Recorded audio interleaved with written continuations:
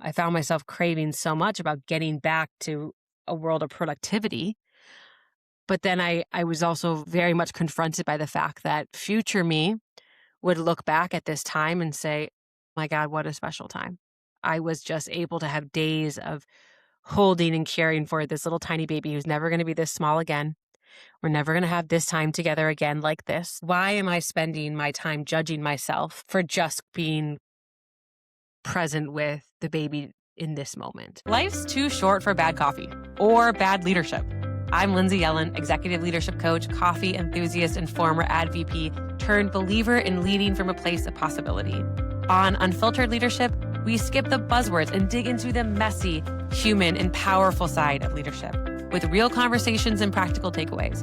Now grab your mug. Let's dive in. Hi, welcome back to Unfiltered Leadership.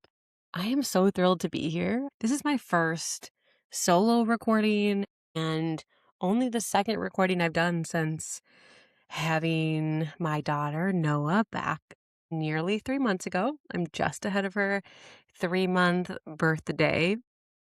And I'm starting to step back into the world of work, the world of coaching, the world of unfiltered leadership, and figuring out who am I as a mom and a coach and a leader and a barista and all the things. And yeah, there's a lot there.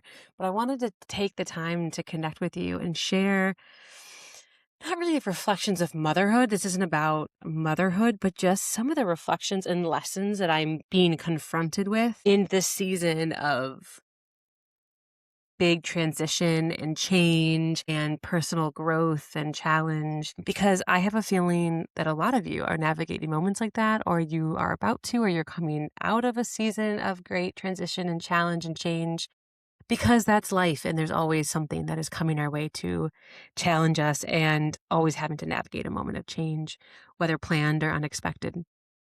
And so I have just been doing a lot of reflecting in the last couple of months on what this season is confronting me with and what are the lessons that I'm kind of being forced to face and learn for myself, whether for the first time or for the millionth time. So I wanted to share 3, maybe 4 um, key ones that are coming up for me, what it is, and then what I'm doing about it now. I'm very much in it. I think there's something powerful about sharing the messy middle of things instead of just showing the before and after and ta-da, I did it. Here's how you do it. It's like, no, like we're off in the middle of something, and if we have the presence to recognize it, I think there's a lot of power in sharing as we're going through it versus just how we got, like, just rather than just our perspective on the other side. So I'm gonna um, reflect kind of real time with you on some of these. And I hope they connect with something that you're going through, or you can hold on to it for when you find yourself in a similar big moment of perhaps struggle or suffering or change. And perhaps it'll resonate. So the first one I want to talk about is something that happened a while ago. It might have been within my first like 6 weeks of my maternity leave. And I remember so vividly, I was driving in the car along the coast here in California on Highway 1. So beautiful and sunny, and the breeze is like going through the windows. And I didn't have Noah at the time. She was at home with my husband, and I was alone. I just found myself spending this precious alone time thinking back to Lindsay from 3 years ago, Lindsay from 5 years ago, and Lindsay from 10 years ago, and missing her so vividly. Not just missing her like, oh, but envious of her, of like, ugh, why can't I be her again? And it was kind of craving a version of myself that doesn't exist. And a lot of it was very physical related, like, oh, why can't I be as active or as motivated as she was? Or I was happier because I was, I was so physically fit compared to where I am now in this postpartum body. And I find myself judging my current self based on my old prior self and craving that previous version so much and being like, she didn't realize how great it was. And she was so much happier, like just telling the story of who I was and how I wish I had that.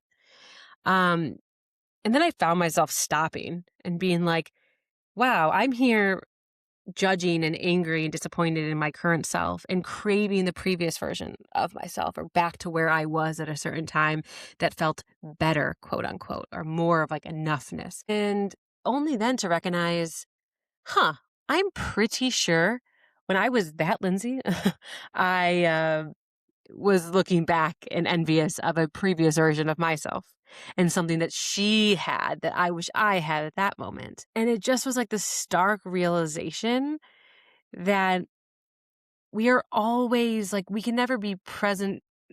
I don't like using those definitive terms.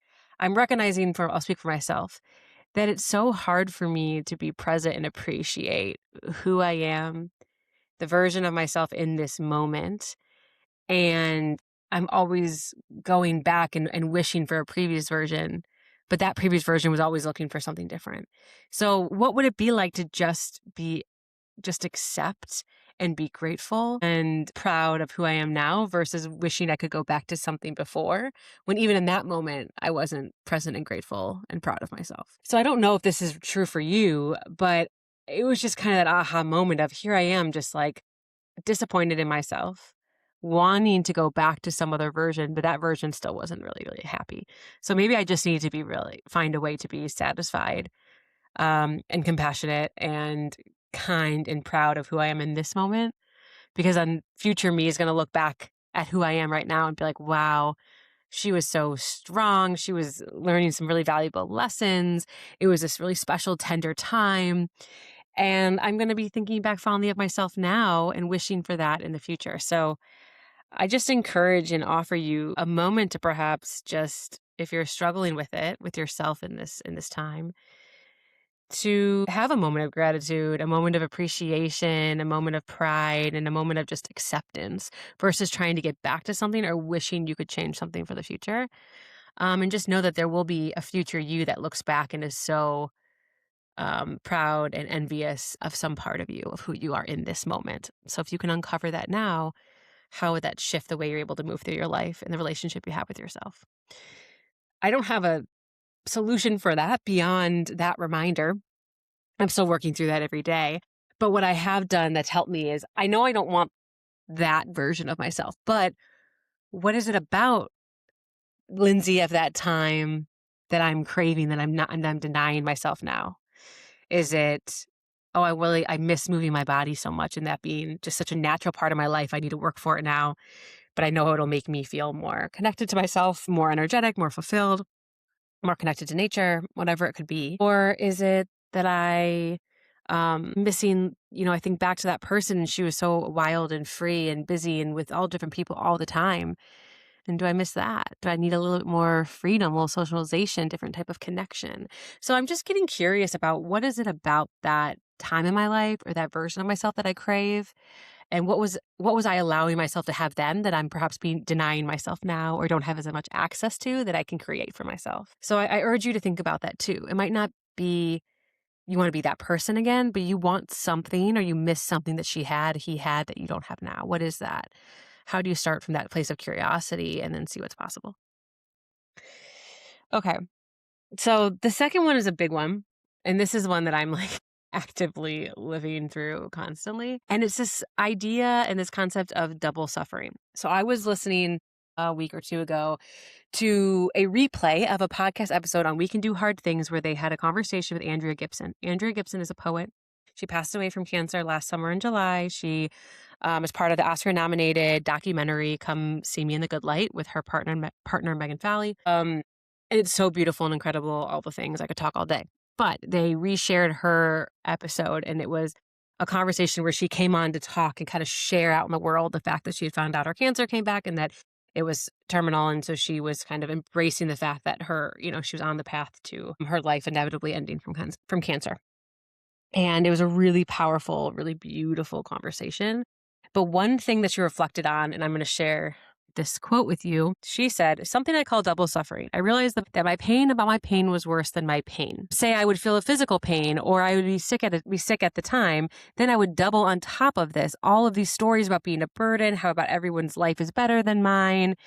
And she just goes on to talk about this concept of, I would not only be suffering, but then I would worsen the suffering with the stories that I would tell about it in my mind. And I realize that I am causing myself a lot of double suffering. And I have a very, very sneaky feeling that you are doing the same thing. And I don't need to, you don't need my tea. I don't need to go into what stories I'm talking about. But I just realized that there's something that going on in my life that I'm very anxious about. I would not only be tolerating the fact that the situation in itself is hard and causing suffering, it's just a painful thing in the first place.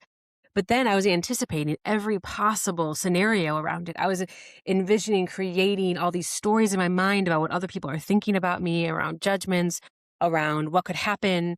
If one thing happens, what's going to happen next? And I couldn't even be present in the moment about it. I'm worrying about every possible thing that's going to go wrong and the future stress and suffering that's going to come because of it. And I was paralyzing myself with it. And I remember recently talking to my therapist and kind of going through and hearing myself just not only talk about the painful situation, but then go everything my brain is calculating and overthinking and ruminating and worrying about. And she just says to me, wow, it's a lot of mental gymnastics that you're doing there. And it just connected me back to this idea of double suffering. I'm like, it made me realize, wow, I'm causing myself so much extra pain and suffering around something that is very real, but it is not to this degree, not yet at least, but yet I'm acting and living a life like it is as severe as it is in my mind. And I'm giving so much of my precious energy and I'm being so relentlessly hard on myself about it. And as soon as I kind of recognized that through Andrea's wise words, through the mirror my therapist was holding up, I just realized how exhausted I was. And I just was like, this is so unfair to myself. And this is getting me nowhere.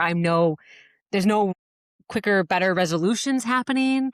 There's no more peace coming. Like, I'm not getting anything from this, like feeling the pain and creating more stories about the pain that cause me more pain whatsoever. So what I'm doing about that is I'm starting by just recognizing when I'm doing it. Because there's something really, when we start to name something, we can tame it, right? And so there is a big beast in my mind that is making me believe I need to do these mental gymnastics. I need to double suffer in order to protect myself, but it's actually just doing the opposite. So when I find myself going over and over in these scenarios and getting overwhelmed and anxious, I do a couple of things. One, I name it. All right, well, Lindsay, it looks like you're double suffering. Is this double suffering? Yes, it is. And I even imagine this idea of mental gymnastics, and I imagine the voices in my head literally doing gymnastics and how exhausting it is. And I'm like, wow, this is a lot of effort. I probably need to slow that down. And so I interrupt it and intrude it. And then when I'm thinking about what I'm actually worried about, I put the words, and I got this from Brene Brown. I put the words of the story I'm telling myself. The story I'm telling myself is that this person believes I'm not good enough at this. The story I'm telling myself is that this person is disappointed in me. The story I'm telling myself is blah, blah, blah, blah, blah. And then it makes me realize that these are just stories. I don't actually have the data to know if this is true.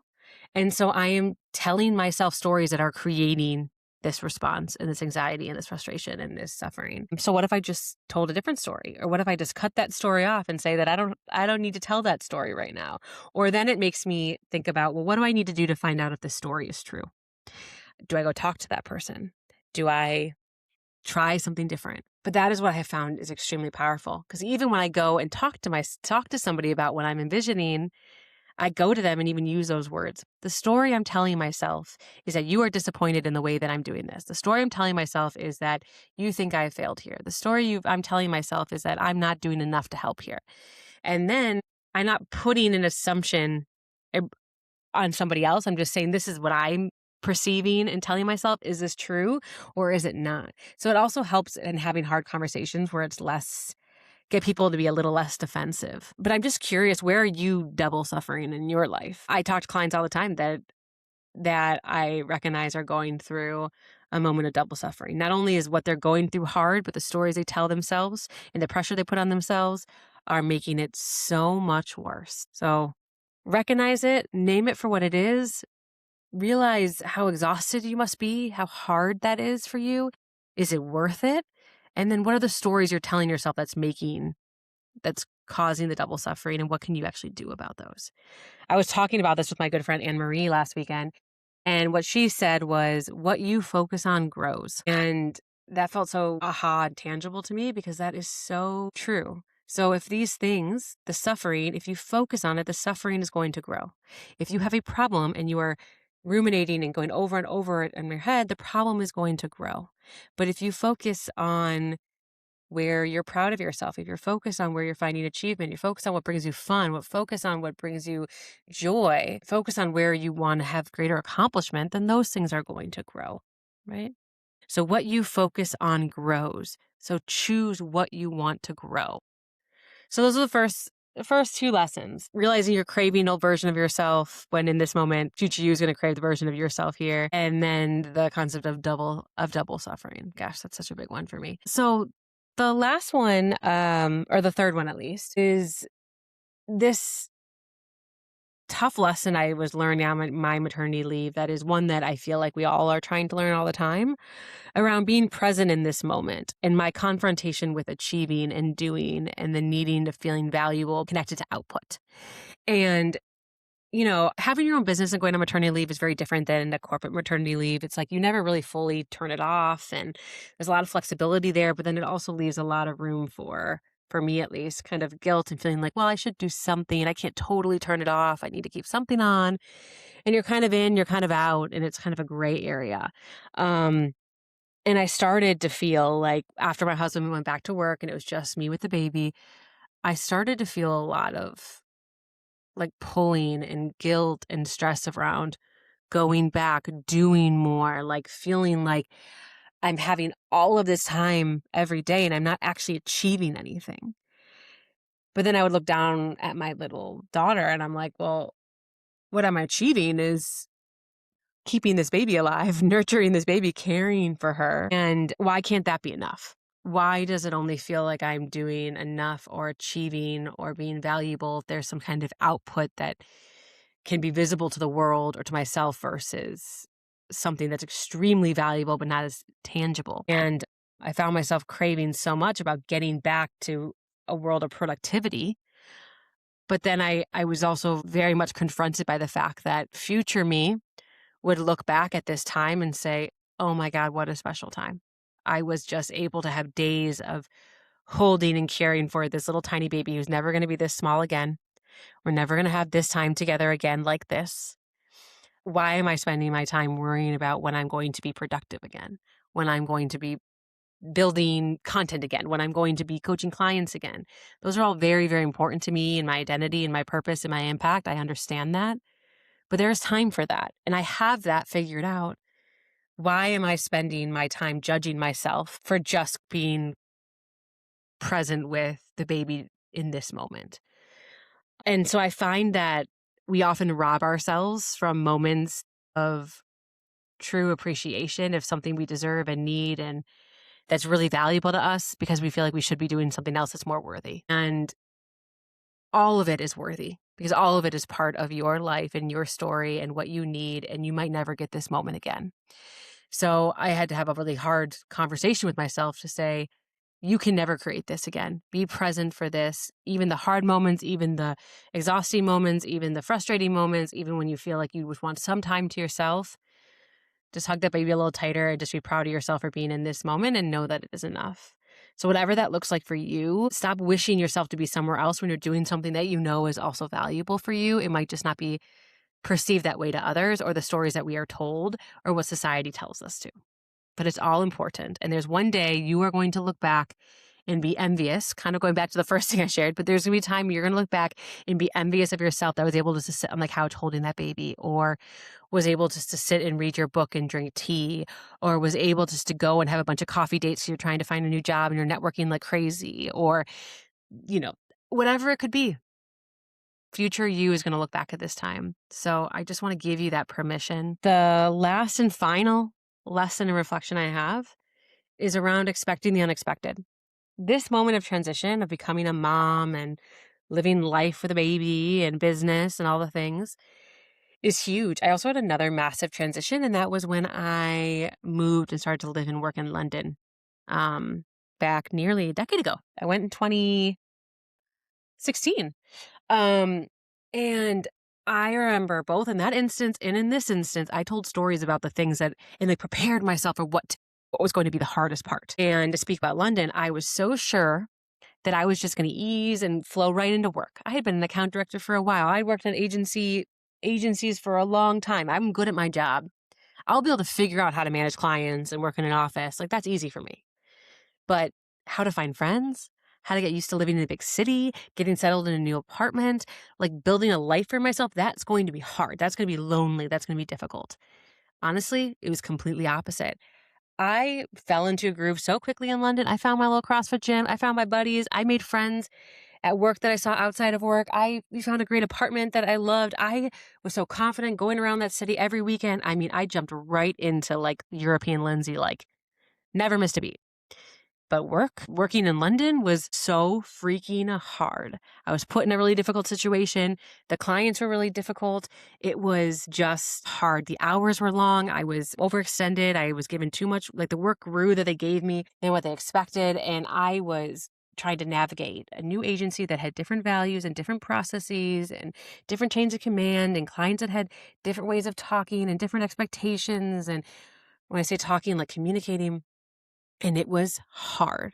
And I'll never forget the moment I was sitting in my little tiny little galley, like little kitchen in my little London flat. And my mom had come to visit to help me get settled. And I just broke down crying. I was like, I can't handle this. I was working like 12-hour days. I was so overwhelmed with everything I needed to do. I wanted to do a good job. I didn't no time to get settled in my flat, no time to spend with my mom who was visiting. I was so overextended and exhausted and like just was so disappointed. It was so hard. So freaking hard and overwhelming. I could just feel the stress right now in my belly and like in my head. It was just the weight on my shoulders. It was just exhausting. And so it was a real kick in the butt because I had spent so much time trying to armor myself and get ready for struggling to build a life there that I didn't give myself the time to consider that the other part could be harder. So it was way more difficult to come to terms with that. And, but I got there. For those, here's a little tiny tip of advice. Anyone starting a new job or doing a big job transition, make sure to give yourself 3 months just to get your bearings. For me in London, as soon as I hit that 3-month mark, it was like someone had told me that. They said 3 months to get your feet on the floor and like figure it out, then 3 more months to really drive impact. It was like clockwork. I hit 3 months there. Whew, I was cruising and everything was great. But those first 3 months were like freaking hard, one of the hardest seasons of my life. Now, thinking about that with motherhood, people tell you, oh, you're never going to sleep. Get the sleep now.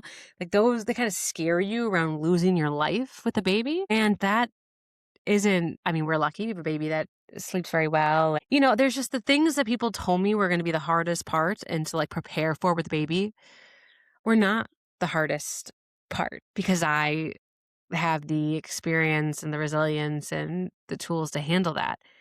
It's the other parts of my life that are causing a lot of the stress and strain. And in conjunction with having a new baby and reorienting life and all the things make it that much harder. So it's also been a big kick in the butt. So I just share a little bit of something I'm kind of tucking into my back pocket for the next time that people tell you what to expect, or I tell myself a story about what the hard is going to be about something.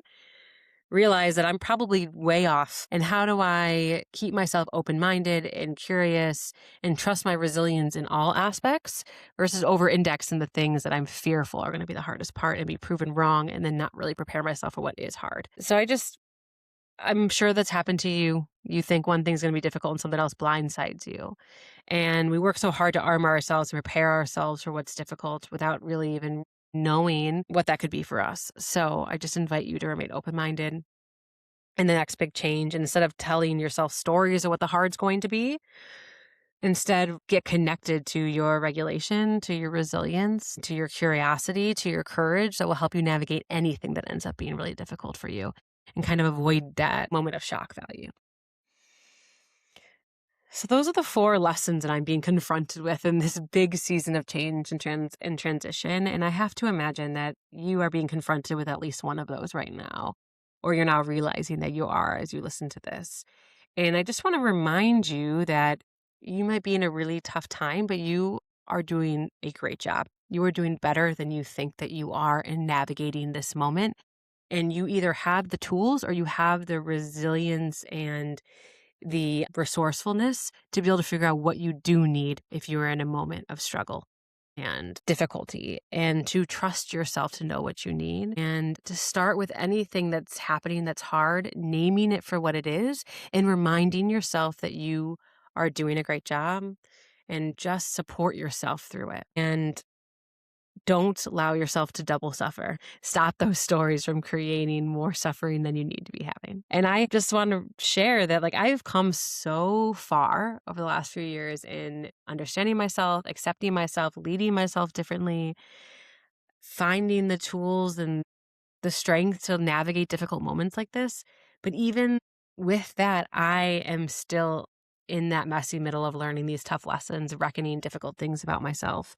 And that's just part of what it is to be human. We can learn the lessons a million times, but we're still going to be given a new, fresh challenge or struggle to reiterate it or teach us something new about ourselves or about that in the first place. So I just want to tell you that you're doing a really great job, and that we never arrive to figuring out, we never arrive to ease, that life is all about giving us the next challenge. It's not about not having challenges. It's about increasing our ability to be able to navigate them by being true to ourselves, by remaining compassionate with ourselves, remaining confident and steady in ourselves and regulated, so we can navigate it with pride versus with dysregulation and frustration, disappointment in ourselves, or looking to others to solve the problems for us. I hope that this has been able to offer you a little bit of something to help you through the moment that you're in. Know that you are not alone. I will continue to share this messy middle of life that I am navigating, that we are all navigating. And I want to thank you so much for joining me today as I get a little bit unfiltered with you. And I hope that you have a really, really beautiful rest of your day. I want to thank you so much for joining me today and getting unfiltered. If you are looking for more, I have a newsletter, Grounds for Growth, that I have kind of put on the back shelf for a bit, but I'm going to be bringing back. You can subscribe to that on in my Instagram profile, just Lindsay Yellen, and you can get some more leadership insights and stories and reflections just like this. And if you're looking for some support as you're navigating a time of transition or reflection or self-leadership, reach out. Happy to always have a call so you do not have to navigate anything alone. Bye now.